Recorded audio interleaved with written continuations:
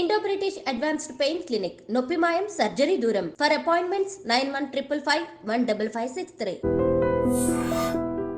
కరీంనగర్లో ఇప్పుడు పోలీస్ డిపార్ట్మెంట్కి సంబంధించిన ఒక ఆడియో పూర్తిగా వైరల్గా మారిపోయిన పరిస్థితి. పూర్తిగా ఒక police department or police department మొత్తమే కాదు, పోలీస్ వ్యవస్థనే ఒక క్వశ్చన్ మార్క్ లాగా పడేసినటువంటి ఇన్సిడెంట్ కూడా అనుకోవచ్చు. ఎందుకంటే ఈ ఆడియో ఎంత వైరల్గా అవుతుందంటే, కరీంనగర్కి సంబంధించి ఒక ఇష్యూలో బాధితులు సిఐ దగ్గరికి రావడం, అప్పుడు ఒక పంచాయతీలో భాగంగా సిఐ కొంతమేర ఒక 3-4 పెద్ద మనుషుల్ని కూర్చోబెట్టుకొని అండ్ ఆ ఇష్యూకు సంబంధించి సాల్వ్ చేసే క్రమంలో నేను మీ పైన ఎట్లాంటి కేసు నమోదు చేయను, ఎఫ్ఐఆర్ నమోదు చేయను, కాబట్టి దీనికి ఇంత ఖర్చు అవుతుంది, సో మీరు ఇది సమకూర్చుకుంటే చాలు, మీకు ఎట్లాంటి కేసు ఉండదు మీ పైన, ఆర్ మీకు మీ మీద ఎట్లాంటి లీగల్ యాక్షన్ ఉండదు అంటూ ఒక సిఐ ఒక వ్యక్తితోని మాట్లాడుతున్నటువంటి ఆడియో యాక్చువల్లీ ఒక హల్చల్ అయితే క్రియేట్ చేస్తోంది కరీంనగర్ జిల్లా వ్యాప్తంగా కూడా. ఇది తిరిగి పూర్తిగా ఉన్నతాధికారులకు చేరడం అండ్ ఈ వ్యక్తి ఎవరు, ఈ సిఐ ఎవరు ఏంటి అనేది పూర్తిగా ఇంటర్నల్లీ ఒక ఎంక్వైరీ అయితే సాగుతున్న పరిస్థితి అయితే కనిపిస్తోంది. ఆడియో బెదిరింపుకి సంబంధించిన ఆడియో ఇది. అంటే ఈ విక్టిమ్ ఎవరైతే 3 లక్షలు నేను ఆ పోలీస్ స్టేషన్లోనే 3 లక్షలు సిఐకి ఒక బాత్రూంలో బకెట్లో పెట్టి వెళ్తాను, కాబట్టి ఆ కేసుని ఇంకా నా మీద రాకుండా చెయ్యండి అంటూ ఆడియోలో పూర్తిగా స్పష్టంగా మాట్లాడుతూ ఉన్నారు.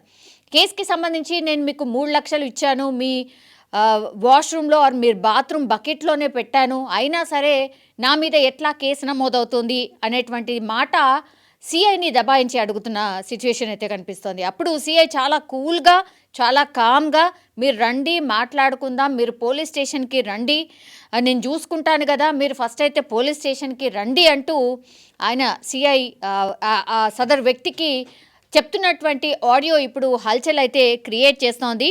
సో ఇప్పుడు ఈ బాత్రూమ్ గదిలో 3 లక్షలు పెట్టిన తర్వాత కూడా నా మీద ఎట్లా ఎఫ్ఐఆర్ నమోదు చేస్తారు అని బాధితుడు సిఐని అడుగుతున్న పరిస్థితుల్లో ఈ ఆడియో బయటికి రావడంతో, అంటే ఇప్పుడు పోలీస్ డిపార్ట్మెంట్లో ఎలాంటి కేసు అయినా సరే పైసలు ఇస్తే మరి పూర్తిగా మాఫీ అయిపోతుందా? సో ఆమ్యామ్యాలకు పూర్తిగా అలవాటు పడిపోయారు పోలీస్ ఆఫీసర్స్ అని చెప్పడానికి ఇదొక ఉదాహరణ అనే చర్చ పెద్ద ఎత్తున నడుస్తోంది. పోలీస్ డిపార్ట్మెంట్కి సంబంధించి గతంలో కూడా మనం చాలా టైమ్స్ చూసాం, ఒక కేసు నమోదైతే పూర్తిగా ఒక పంచాయతీ పెట్టో లేకపోతే సదరు వ్యక్తి మధ్యలో ఏదైతే ఇష్యూ ఉంటుందో దాన్ని సాల్వ్ చేయడానికి వాళ్ళు ఎంతో కొంత తీసేసుకొని ఆ కేసుని కాకుండా చేస్తారు, లేదంటే డబ్బులు ఎవరైతే ఇస్తారో వాళ్ళ తరఫునే ఇంకా కేసుని పూర్తిగా వాళ్ళకు అనుకూలంగా మార్చేస్తారు. ఇట్లాంటి చాలా టైమ్స్ మనం విన్నాం, చాలా ఆరోపణలు కూడా విన్నాం. ఇప్పుడు ఏకంగా ఇట్లాంటి ఇష్యూనే ఒక సిఐ డీల్ చేస్తున్న పరిస్థితుల్లో ఈ ఆడియోనైతే బాధితుడు ఎవరైతే ఉన్నారో పైసలు ఇచ్చి కూడా మరి నాకు ఈ ఎఫ్ఐఆర్లో నా పేరు ఎట్లా వచ్చింది అని బాధితుడు సిఐని అడగడం, సిఐ ఎక్కడ కూడా చెప్పట్లేదు నేను అట్లా కాదు ఇట్లా కాదు అని సంధాయించే ప్రయత్నం చేస్తున్నాడు, లేదంటే ఆ బాధితుడిని, ఆ వ్యక్తిని ఎవరైతే ఉన్నారో కేసులో ఇన్వాల్వ్ అయిన వ్యక్తిని, అతన్ని మీరు రండి నేను మాట్లాడతాను కదా, చూద్దాం కదా అని మాట్లాడుతున్నారు. అంటే సిఐ డబ్బులు తీసుకున్నట్టు ఒప్పుకుంటున్నారా ఏంటి అనేది ఇప్పుడు పెద్ద ఎత్తున చర్చ అయితే నడుస్తోంది. దీనికి సంబంధించి ఒక సాక్షిగా ఉన్నటువంటి వ్యక్తి కూడా ఇప్పుడు మీడియా ముందుకొచ్చి మాట్లాడుతున్న పరిస్థితి. ఈ కేసులో ఆర్ ఈ ఇష్యూని పూర్తిగా సామాజికవేత్తగా ఉన్నటువంటి ఒక వ్యక్తి దగ్గరగా ఉండి చూశాను అని సొంతంగా ఆయన ఒక వీడియోనే బయటకు రిలీజ్ చేసిన పరిస్థితి కనిపిస్తోంది. ఇప్పుడు కరీంనగర్ వ్యాప్తంగా సంచలనం అయితే క్రియేట్ చేస్తోంది. ఒక్కసారి మీరు కూడా చూడండి. హలో సార్, నేను బయట ఉన్నాను. Listen to me. గేట్ దగ్గర ఉన్నారండి. వినండి ముందుగా ఏమైందో చెప్పండి. చెప్తున్నాను. ఆ రోజు మీ బాత్రూమ్ లో తీసుకొచ్చి 3 లక్షలు పెట్టే చూసిరా? 3 లక్షలు ఎవరు? వినండి. హలో, ఎవరు పెట్టారండి? ఆ వీడియో రికార్డింగ్ మీ సీసీ ఫుటేజ్ కనీసం అది మీది ఆ మాత్రం క్యాచ్ చేసుకోకుండా ఏమైందండి? మినిమం నేను 3 లక్షల రూపాయలు లోపల దాని లోపల మీ దగ్గరనే సీసీ ఫుటేజ్ ఉన్నది కదా, దాన్ని మీరు దృష్టిలో పెట్టుకోకుండా ఏమనుకుంటున్నావు? ఏమైంది ఇప్పుడు ఏం మాట్లాడుతున్నావు? ఎందుకు మాట్లాడుతున్నావు? ఇప్పుడు ఈ ఫుటేజ్ నేను ఎవరికి పంపించాలి? ఎవరి ఫుటేజ్ ఎవరికి పంపిస్తావు? నేను మీకు 3 లక్షల రూపాయలు అంశము వినండి. ఇప్పుడు మీరే డిస్ప్లే చేయాలా? ఒకసారి అండి, ఒకసారి ఎందుకు అది కాదు సార్, వేరే ఇప్పుడు ఏం మాట్లాడుతున్నావు? ఏమైంది? ఇవన్నీ పిట్ల కథలు వద్దు కానీ గౌరవనీయ సబ్ ఇన్స్పెక్టర్ పోలీస్, మీరు ఆ రోజు తీసుకున్నటువంటి అసలు మీరు అన్ని చూసారు కానీ నా మీద పెన్ను పెట్టుకున్నా అది అంతా క్యాప్చర్ చేస్తాందని కనీసం జ్ఞానం లేకుండా 3 లక్షల రూపాయలు లంచం తీసుకుంటారు. ఎట్లా 3 లక్షలు తీసుకున్నాను? బాజాప్తా ఒకసారి నువ్వు చూపెట్టాడు కాదు. ఇప్పుడు నేను మీడియాకి రిలీజ్ చేస్తున్నా. నేను మీ బాత్రూమ్ ఏమైందో చెప్పరండి. ఇవన్నీ కాదు రవిభాయ్, ఇవన్నీ కాదు. ఇప్పుడు ఏంటిది? ఇప్పుడు మీరు మాట్లాడేది ఏంటి చెప్పండి ఒకసారి. మరి రవిభాయ్ నువ్వు నన్ను ఏమో హెచ్చరించుతావు. నేను రవిభాయ్ నువ్వు అసలు మిస్టేక్ చేసింది ఎక్కడ తెలుసా? నేను యాకూబ్కి ఇస్తా అన్న తర్వాత నువ్వు మిస్టేక్ చేసి నన్ను నమ్మినవు. నువ్వు నన్ను నమ్మడమే నువ్వు చేసిన మిస్టేక్ రవిభాయ్. నా మాట విను. సరే ఇప్పుడు నేను పోలీస్ స్టేషన్ కాడ ఉన్నా, నువ్వు వస్తాను అన్నావు. ఇప్పుడు నేను పోలీస్ స్టేషన్ వరకు కూడా రావట్లేదు. నేను ఇప్పుడు దీన్ని మీడియా లోపల హైలైట్ చేస్తున్నా. ఎందుకంటే బాత్రూమ్ లోపలికి పోయి నేను కవర్ బకెట్లో ఎట్లా పెట్టినాను, ఆ ఫుటేజ్ ఆ టైం కూడా రాసుకున్నాను. అవన్నీ ఈజ్ అ రైట్ థింక్. ఇప్పుడు నేను దీన్ని డిస్ప్లే చేయదలుచుకున్నా. ఓకేనా? ఇప్పుడు నువ్వు బాత్రూమ్ లో పెట్టేసి చేసుకున్నా అని చెప్పేసి అంటే ఇప్పుడు నువ్వు కావాలని చెప్పేసి అని కూడా పెట్టచ్చు కదా. ఇప్పుడు నీకు కావాలంటే చాంబర్ లోపల అన్నోన్ పర్సన్ ఎట్లా నువ్వు టాయిలెట్ పోస్తావు అని చెప్పేసి అంటే పోతావు అని చెప్పేసి అది కాదండి. ఇప్పుడు మీరు దేనికోసం మాట్లాడుతున్నారు అండి? దేని గురించి అంటే రవిభాయ్ నా దగ్గర ఎవరు లేరు. ఏందో చెప్పండి. ఇప్పుడు చెప్పండి అనకు. ఇవన్నీ అదు అని పిట్ట కథలు. అదే సాబీర్ భాయ్, నీకు ఏం కావాలి? ఇప్పుడు నువ్వు ఏం మాట్లాడదలుచుకున్నావు? సరే, ఒక కృష్ణారావు గారిని తీసినావు. ఆ టైం కృష్ణారావు గారు వచ్చి మాట్లాడిపిస్తున్నావు. మీకు లంచం ఇచ్చిన బాత్రూమ్ లో పెట్టినా, దాని తర్వాత కూడా ఎట్లా ఎఫ్ఐఆర్ చేసిరు మీరు అట్రాసిటీ. సరే మీరు ఏవచ్చు అది గౌరవ ఇప్పుడు సార్కి చెప్పండి, దాన్ని తెలిసేసుకొని. ఇప్పుడు మీరు కావాలని చెప్పేసి ఇప్పుడు వాళ్ళు ఇచ్చింది కాబట్టి చేసింది అని చెప్పేసి అని చేస్తే ఇప్పుడు విత్ వీడియో చూపించుతా. నేను మీరు ఒకసారి నేను స్టేషన్కి ఎందుకు రావాలి? నేను దాన్ని డిస్ప్లే చేస్తా కదా. మీరు హలో చెప్పండి ఒకసారి. ఇప్పుడు నువ్వు డిస్ప్లే చేస్తావా అని చెప్పేసి నువ్వు దేనికోసం వచ్చినావా, నువ్వు ఎక్కడికి వచ్చినావా, నువ్వు దానికి దేనికోసం పోయినావా అని చెప్పేసి అది కాదు కదా ముచ్చట. ఇప్పుడు నువ్వు ఎందుకోసం కేసు చేసినావు అని చెప్పేసి కేసు పిటిషన్ ఇస్తే కేసు చేస్తావు. నువ్వు ఇచ్చిన పిటిషన్ కేసు చేస్తావు. కేసు చేసిన తర్వాత నువ్వు బాత్రూమ్ వచ్చేసిన బాత్రూమ్ పోదాం అని చెప్పేసి నువ్వు దాన్ని పెట్టుకొని నువ్వు థర్డ్ పర్సన్ కు ఉచ్చబోసే అంత అధికారం ఉన్నదా?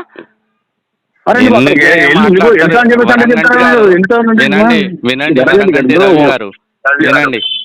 సరే అండి, ఇప్పుడు నీకు ఇప్పుడు ఏమన్నా అంటే ఇప్పుడు ఏం వచ్చేసి నీ వర్షన్ ఏంటిది వచ్చేసి నువ్వు పిఎస్ లో ఉన్నా వస్తే అంటే రండి వచ్చి మాట్లాడాలి. వచ్చేం మాట్లాడతాను రవి నా మాట విను. నేను వచ్చి ఏం మాట్లాడతాను? ఇప్పుడు వచ్చేసింది నువ్వు మాట్లాడినావు సార్, మాట్లాడిపిస్తా అన్నావు, మాట్లాడిపోయినావు, నువ్వు తర్వాత చూస్తా అని చెప్పి. ఒక నిమిషం, నేను మీకు అదే వీడియో పంపిస్తున్నా. ఒకసారి చూసిన తర్వాత పరిచయం. దీనికన్నా బిఫోర్ నేను సిపి గారికి పంపిస్తున్నా ఆ వీడియో. ఒక్కసారి ఇప్పుడు సిపి గారు పంపిస్తా అది కాదు. నువ్వు ఫస్ట్ ఇప్పుడు నీకు ఏం కావాలి ఒకసారి మీరు జస్టిస్ చేయండి అన్యత భావించకుండా. 100% జస్టిస్ చేయడానికి ఉన్నాం మేము. నమ్మడమే మోసం చేసినావు అంటే ఎట్లా భయ్? ఇప్పుడు నువ్వు నమ్మడమే మోసం చేసినావు అంటే నమ్మినోని ఇప్పుడు నీ మాట నమ్మడమే మోసం చేసినామా? ఇది కూడా కరెక్టే. ఇట్లా మళ్ళీ ఇప్పుడు అది కాదు, ఇప్పుడు నువ్వు హ్యూమన్ రైట్స్ మాట్లాడుతున్నా నన్ను నిన్ను నమ్మడమే మోసం చేశాను, నమ్మడమే మోసం చేసినా అని చెప్పేసి అంటే నేను నమ్మడమే మోసం అని చెప్పేసి అంటే నేనేం చేయాలి?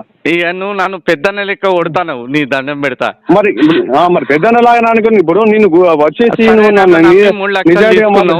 నన్ను నమ్మిన ఓకే ఓకే నువ్వు నిజాయితీగా నువ్వు నాకు వచ్చి హెల్ప్ చేసుకున్నావు, నువ్వు హెల్ప్ తీసేసుకున్న తర్వాత నన్ను నువ్వు ఫోన్ చేసుకుని మళ్ళీ మీరు ఇట్లా అమ్మతోడు వరంగంటి రవి గారు, ఐ విల్ ప్రామిస్ యూ. ఇప్పుడు నువ్వు ఒకసారి నేను ఇక్కడ ఉన్నా నీకోసం వచ్చి ఇప్పుడు రమణ వచ్చినా అని చెప్పి ఇటు ఉన్నాను. ఇప్పుడు నీకు ఏం అన్యాయం జరిగింది? నువ్వు ఎందుకు ఇట్లా మాట్లాడుతున్నావు? దాని తర్వాత ఎట్లా ఎఫ్ఐఆర్ చేస్తారండి మీరు? మీరు ఇప్పుడు ఎఫ్ఐఆర్ అనేది ఎవరు ఇచ్చారు, ఎవరు చేశారు అని చెప్పేసి నీకు చెప్తాను. నేను ఇక్కడ ఉన్నాను, మీరు వస్తే దాన్ని నేను మాట్లాడతాను మీతో. అబ్బో ఆడికి వచ్చినాక గుద్దబో కిరేదంగా నీకా మీ గుద్దబొక్క మీ ఎందుకు ఎరుకొడతామండి? ఇవన్నీ పెట్టుకొని మిమ్మల్ని కొట్టడానికి ఉండదు. మీరు ఇప్పుడు దేనికోసం వచ్చి మాట్లాడారు, ఏం మాట్లాడుతున్నారు? దానికోసం ఆ రోజు తెచ్చుకుని ఏం మాట్లాడారు? నన్ను నమ్మడానికి కాదండి. ఇప్పుడు నిన్ను నమ్మడమే మోసం చేసిన అని చెప్పేసి అంటే ఇప్పుడు నువ్వు మాట్లాడిన మోసం చేసినట్టు కాదా? నేను 3 లక్షలు అని చెప్పేసి అంటారు. మళ్ళా ఇప్పుడు 3 లక్షలు తీసుకుని ఎఫ్ఐఆర్ చెప్పేసి ఎట్లా మాట్లాడతారు? ఇప్పుడు నీకు 3 లక్షలు తీసుకుంటాం 3 లక్షలు ఎట్లేమంటారు? మళ్ళా ఇప్పుడు ఆ రోజు నువ్వే మాట్లాడావు, నేనే మాట్లాడాము. ఆ విషయం ఇప్పుడు నేను డిస్ప్లే చేయకపోతే భయం నేను సాబిరిగానే కాదు. ఇప్పుడు అదే విషయంలో మీకు మాట్లాడతానండి. ఇప్పుడు మీకు ఏది కండిషన్ లో మాట్లాడారు, నీకు ఏం కేసు చేశారు మీతో మాట్లాడతాను.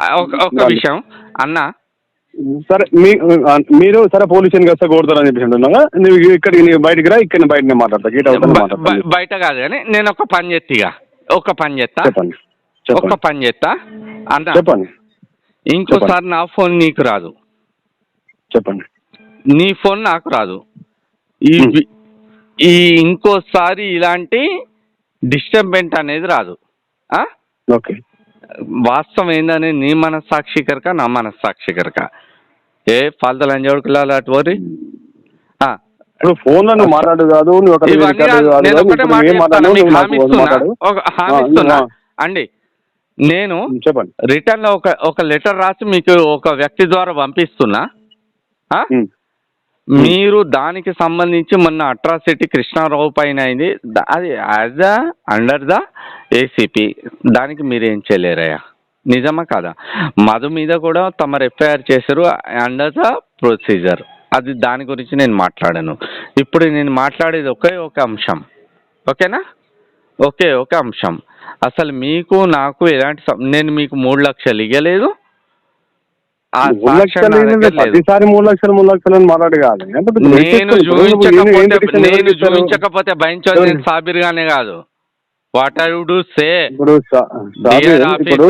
ఇప్పుడు నువ్వు కరీంనగర్ నుంచి వచ్చేసి వీళ్ళతో మాట్లాడుతున్నావు అడ్వకేట్ అని చెప్పేసి నువ్వు వస్తే మాట్లాడిపించడం జరిగింది. నిన్ను నమ్మినాను, నన్ను నమ్మడమే మోసం చేసినావు, నన్ను నమ్మడమే మోసం చేసినావు. ఇప్పుడు ఒక మాట చెప్పాలా సాబిర్ గారు, నా మాట వినండి. ఒక వైట్ షీట్ మీద నేను సంతకం పెట్టి మీకు దగ్గరికి పంపిస్తాను ఒక వ్యక్తి ద్వారా. ఒక వైట్ షీట్ మీద సంతకం పెట్టి మీ దగ్గర పంపిస్తానా? ఇవన్నీ గల్లంత, ఇవన్నీ బోకర్ మాటలు. ఏది లేదు, ఏది నిజంగా ఏది నిజం కాదు, ఇవన్నీ బోకర్ మాటలు. ఇంకోసారి సాబిరాడు ఇలాంటి విషయం లోపల ఇన్వాల్వ్ కాడు. ఇప్పుడు నీ గురించి నువ్వు ఇలా చేస్తున్నావు అలా చేస్తున్నావు అని చెప్పేసి ఎవరన్నా కూడా నేను సరే సాబిర్ అలాంటివి సరే నేను అక్కడ నుంచి మాట్లాడేది హ్యూమన్ రైట్స్ అన్న జెన్యున్ ఉండడం చెప్పేసి నేను మాట్లాడాను. నేను నమ్మడమే తప్పు అని చెప్పేసి అన్న లెవెల్ నువ్వు క్రియేట్ చేస్తున్నావు. అది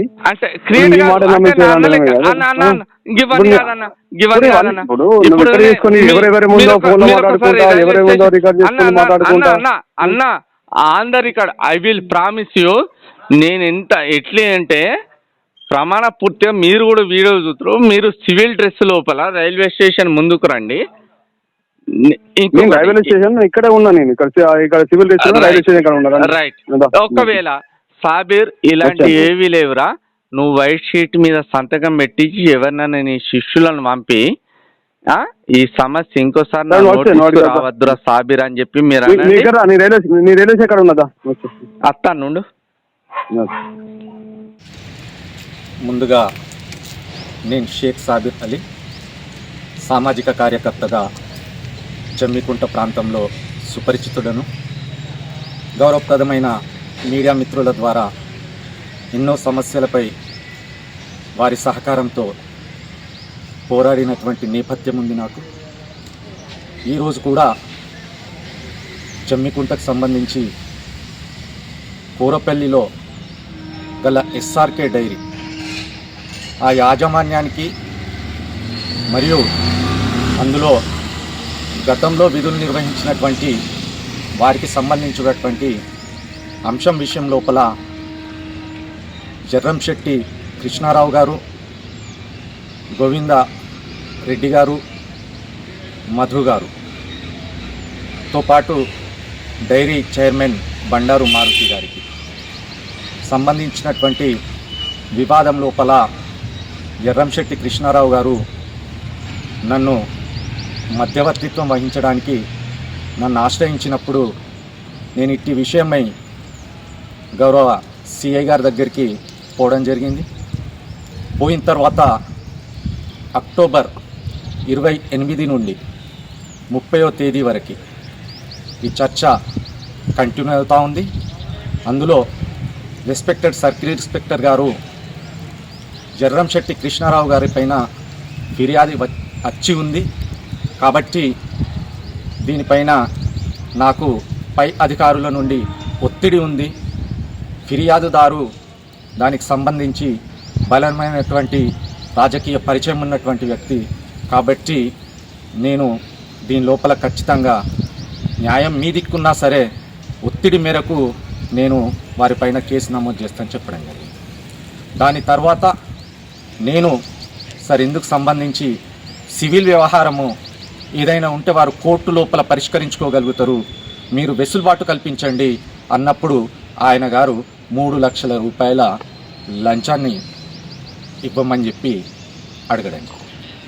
తర్వాత నేను ఈ బాధితులతో సరే కోర్టుకు వెళ్దాం, సార్ పైన ఒత్తిడి ఉందంటున్నారు కాబట్టి మీరు కాస్త ఆర్థికంగా నష్టపోవాల్సిందే, ఎందుకంటే ఆయన ఎస్హెచ్ఓ కాబట్టి ఆయన సహకారం లేనిది మనం ఏమి చేయలేమన్నప్పుడు బాధిత కుటుంబ సభ్యులు 3 లక్షల రూపాయలు ఆయన ఛాంబర్లో కూర్చున్న తర్వాత 28 నుంచి 30వ తారీఖు సిసి ఫుటేజ్ను ఆయన ఛాంబర్ లోపలిది పరిశీలించాల్సిందిగా ఈ సందర్భంగా అధికారులను కూడా అడుగుతా ఉన్నా. నేను వెనువెంటనే వాళ్ళు బయటకు వెళ్ళిపోయిన తర్వాత నన్ను ఆయన ఛాంబర్ లోపల ఉన్నటువంటి బాత్రూమ్ లోపలికి వెళ్ళమనడము, ఆ బకెట్లో 3 లక్షల కవర్ పెట్టేసే సాబిర్ అనడము, దాని తర్వాత నేను వెళ్ళి రావడం జరిగింది.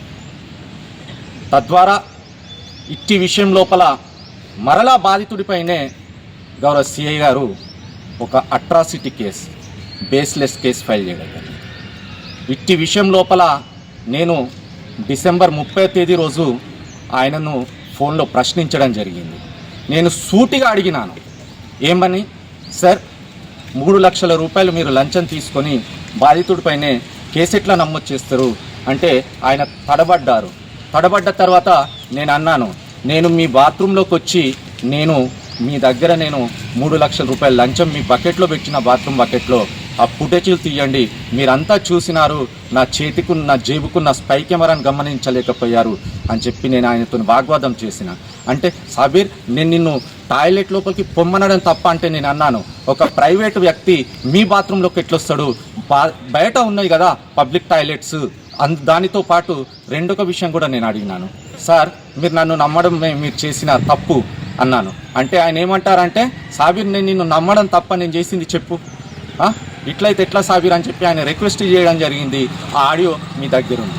అయితే ఈ సంఘటన జరిగిన రోజు సాయంకాలము సుమారు 7 గంటల ప్రాంతం లోపల 6:30-7 గంటల ప్రాంతం లోపల డిసెంబర్ 30వ తారీఖు నేను నా ఇంటికి లెఫ్ట్ అయ్యే క్రమం లోపల నా చేతిలో నాతో పాటు మారిపల్లి రాజు అనే మిత్రుడు ఇద్దరం నడిచిపోతా ఉంటే 2 ప్రైవేట్ వ్యక్తులు పల్సర్ పైన వచ్చి అదే రోజు నా మొబైల్ లాక్కపోవడం జరిగింది వాళ్ళు. కానీ అదృష్టవశాత్తు నేను అప్పటికే సంబంధిత ఆడియోను నా మిత్రులకు షేర్ చేసుకున్నాను కాబట్టి ఆయనకు నాకు మధ్యన జరిగినటువంటి సంభాషణ ఈరోజు సాక్ష్యంగా నిలిచింది. తద్వారా నేను మీడియా వారితో అప్పీల్ చేస్తూ ఉన్నా, పోలీస్ ఉన్నతాధికారులతో కూడా అప్పీల్ చేస్తూ ఉన్నా, నా పైననే ఉల్టా తప్పుడు సాక్ష్యంగా పెట్టి కేసులు బనాయించే క్రమం కూడా జరగవచ్చు. గతం లోపల కూడా నేను ఇలాంటి విషయాన్ని నేను ప్రస్తావించినప్పుడు ఇక్కడి కమిషనర్ ద్వారా నా పైన తప్పుడు కేసు బనాయించారు, ఎలాంటి సాంకేతిక ఆధారాలను పరిశీలించకుండా. దీని లోపల కూడా అలా జరిగే ప్రమాదం నాకుంది. తద్వారా బాధితులను కూడా వీళ్ళు బెదిరించి వాళ్లతోని కూడా తప్పుడు సాక్ష్యం ఇప్పించేటువంటి క్రమం ఉంది. మేము ఇయ్యలేదు అని చెప్పి కూడా చెప్పించే ప్రయత్నం జరగవచ్చు గాక. కానీ నేను ఖరాఖండిగా చెప్తా ఉన్నా, గౌరవప్రదమైనటువంటి మీడియా వారిని రిక్వెస్ట్ చేస్తూ ఉన్నా, ఈ సందర్భంగా ఉన్నతాధికారులను డిమాండ్ చేస్తూ ఉన్నా, మీరు 28 to 30 అక్టోబర్